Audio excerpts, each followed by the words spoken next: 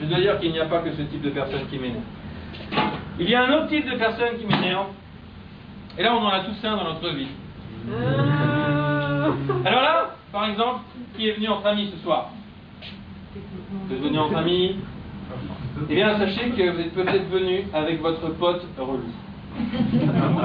Parce qu'on est là, et là, chacun se dit, c'est lui, mon pote relou. On est tous le pote relou de quelqu'un. Tu vois ce que je veux dire? Vous êtes le pote relou l'un de l'autre, c'est normal. Moi, j'ai un pote relou, il s'appelle Locloclo. Alors, la particularité du pote relou, c'est qu'il a un humour un peu particulier qui n'est pas exactement le même que le tien. Et la particularité du pote relou, c'est qu'il veut toujours te raconter des blagues. Et moi, mon pote le clo-clo, à chaque fois qu'on prend quelques verres, il me raconte des blagues. Et qui se termine systématiquement par « Hé, tu la mettras dans ton spectacle, hein ?»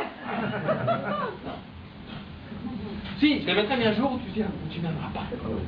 Eh bien, quand on prend des verres, à chaque fois, donc j'ai droit à sa blague hebdomadaire, sa blague de la semaine. Et la semaine dernière, ont été un petit peu éméchés. Et là, j'ai droit à sa blague. Vraiment, je suis content que tu sois venu ce soir. Pardon, Evie. Un peu éméché. Je vous préviens, je fais pas mal de mes bourrées. Alors, Anto, il est pas venu. Écoute là, tu vas la mettre dans ton spectacle.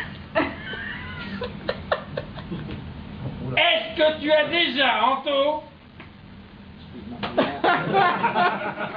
est-ce que tu as déjà léché la chatte de ta mère? Je vais aller en enfer, je le sais. Hein? Moi? C'est fou quoi mec, si t'arrives? Mais non, bien sûr que non! Mais si! Au moment de ta naissance, si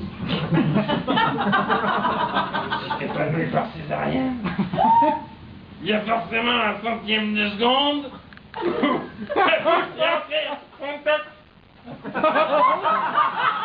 Oh, avec la chatte de ta mère!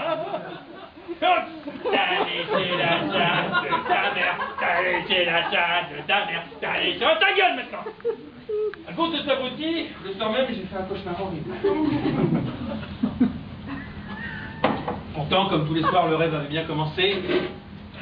J'étais totalement nu, fringant, en train de courir dans les prés, avec la musique de Royal Canin et un rat qui me poursuivait. Toutes les pubs se mélangeaient. Royal Rabbin. Et un rat qui a des petites paillettes. Et là, tout d'un coup, je tombe sur une femme. Totalement nue, avec le sexe offert qui m'était offert. Le même rêve que tous les soirs. Et tout d'un coup, à cause de cet abruti, le rêve s'est mis à changer. Le sexe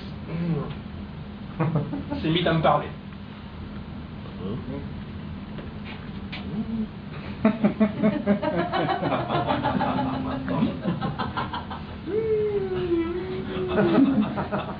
C'est avec ça que tu pensais me faire mal, petite bite? Viens voir, maman. Non, ça va tirer trop, Satanas. Il faut absolument que je trouve quelque chose qui puisse me sortir de ce cauchemar. Alors, je pensais à un personnage de mon enfance complètement inoffensif qui pourrait me sortir. Et je ne sais pas pourquoi, dans la précipitation, j'ai pensé à Mickey Mouse. Alors, tout d'un coup, le sexe féminin s'est mis à avoir de grandes oreilles de Mickey, de grands yeux ovales et de grandes dents et une longue queue de Mickey. En parenthèse, pour mon intégrité physique, j'étais content de ne pas avoir pensé à Dumbo l'éléphant. Et là, au moment où le sexe me regarde dans les yeux, mon pote le clou arrive, gambadant, malheureusement nu aussi. Quelle vision d'horreur! Et il dit, hé Anto! Oui, parce que même dans la rêve, il était bourré. Et Anto! Et ton père, hein? Ton père! Est-ce que tu lui as déjà... Mais ta gueule maintenant! Je suis réveillé. Haletant, de souffle court, au bord du lit, en transpiration.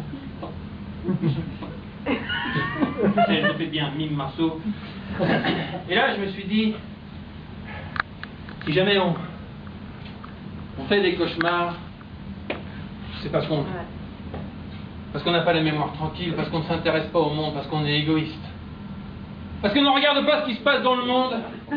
Et c'est pourquoi, chers amis, dans quelques instants, nous aurons droit au moment culte de ce spectacle, un culte pour moi, la chronique d'actualité, musique et dit petit noir.